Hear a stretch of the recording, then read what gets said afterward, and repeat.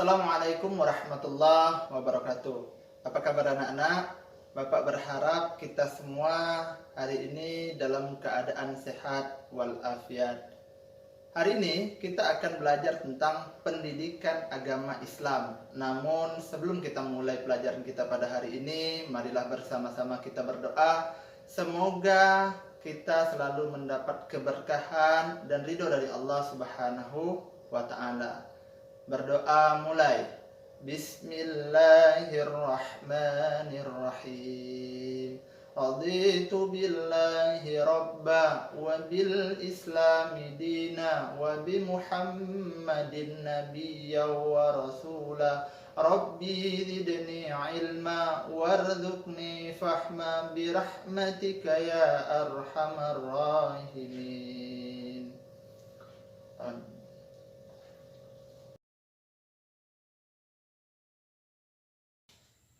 Anak-anak, hari ini kita akan belajar materi taharoh. Namun sebelum mempelajari lebih jauh tentang materi tersebut, kita akan perhatikan hadis berikut ini. Hadis tersebut berbunyi at-tahuru syatrul iman, kebersihan sebagian dari iman. Ya, kebersihan merupakan sebagian dari iman. Kenapa kemudian sebegitu pentingnya wacana kebersihan bahkan disandingkan dengan keimanan? Karena kebersihan merupakan salah satu syarat diterimanya, syarat sahnya ibadah-ibadah tertentu. Kemudian anak-anak sekalian, terutama pada saat ini di mana pemerintah sedang menggalakkan tentang kebersihan. Kalaulah kemudian kita lihat lebih jauh, Islam sejak 14 abad yang lalu di masa Nabi Muhammad sallallahu alaihi wasallam telah memerintahkan untuk bersuci. Anak-anakku sekalian, sebelumnya kita telah belajar tentang hadis yang mengisyaratkan begitu pentingnya taharoh atau bersuci. Nah, jadi muncul pertanyaan besar di kita semua. Apa sih sebenarnya taharoh itu dan bagaimana cara melakukannya? Nah, untuk itu mari kita sama-sama perhatikan slide berikut ini.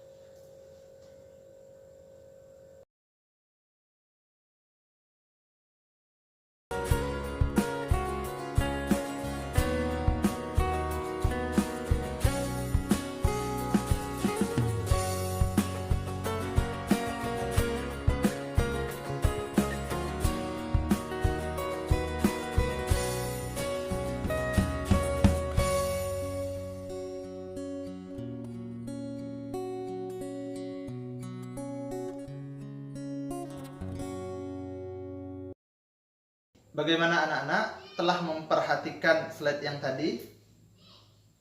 Nah, jadi taharoh secara bahasa berarti membersihkan. Secara istilah adalah membersihkan diri, pakaian, tempat, dan benda-benda dari hadas dan najis sesuai dengan ketentuan syariat Islam. Taharoh menduduki posisi yang paling penting di dalam Islam, sebab tanpa taharoh ibadah kita tidak akan diterima oleh Allah. Kenapa demikian? Karena beberapa ibadah mensyaratkan taharoh sebagai syarat mutlaknya. Nah, kalau ibadah tidak diterima, maka tentu memiliki konsekuensi kesia-siaan. Tentu anak-anak tidak mau kan ibadah yang kalian lakukan dinilai sia-sia di sisi Allah. Oleh karena itu, mari kita jaga taharoh kita setiap akan melakukan ibadah. Para ulama membagi najis menjadi beberapa bagian.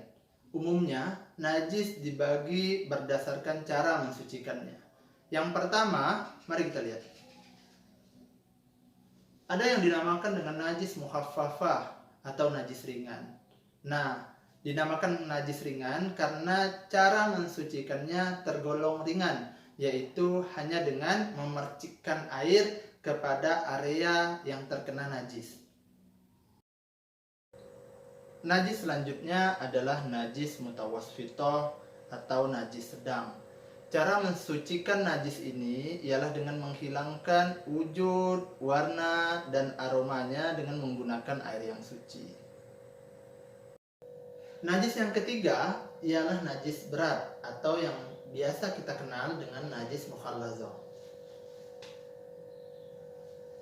Najis ini tidak cukup hanya dengan menghilangkan 3 indikator penting sebagaimana yang terjadi pada najis sedang, yaitu hilang wujudnya, warnanya, atau aromanya saja, tetapi dalam mensucikan najis ini juga dilakukan dengan air sebanyak 7 kali yang salah satunya dicampur dengan tanah.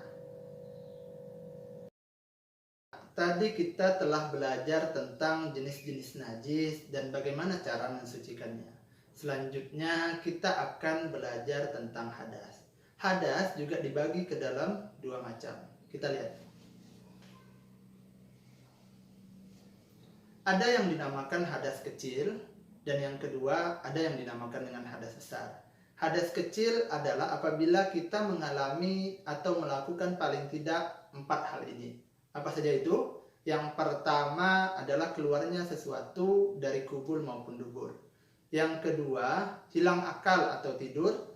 Yang ketiga ialah bersentuhan antara kulit laki-laki dan perempuan yang bukan muhrimnya tanpa penghalang atau pembatas.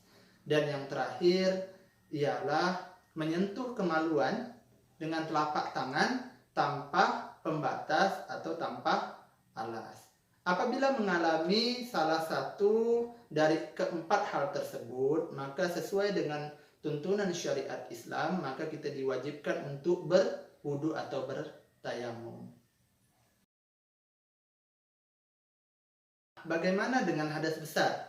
Hadas besar adalah apabila kita mengalami atau melakukan paling tidak 6 hal ini. Yang pertama ialah berhubungan suami istri. Yang kedua, keluar mani atau sperma. Yang ketiga, bagi yang perempuan mengalami haid atau menstruasi. Yang keempat, melahirkan. Yang kelima, nifas. Dan yang terakhir adalah meninggal dunia. Terkait dengan hadas besar ini, maka cara mensucikannya ialah dengan mandi wajib atau mandi janabah. Poin penting berikutnya yang akan kita pelajari adalah cara bertaharoh.